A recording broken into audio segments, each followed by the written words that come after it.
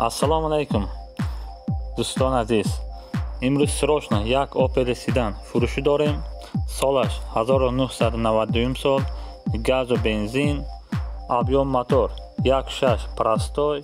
Документош буд шуда ки ай учёт синемат кардагааст. Як одам савор шуда ки мошин ҳолати хуб қарор дорад. Мошин қарор дорад дар шаҳри Турсунзода.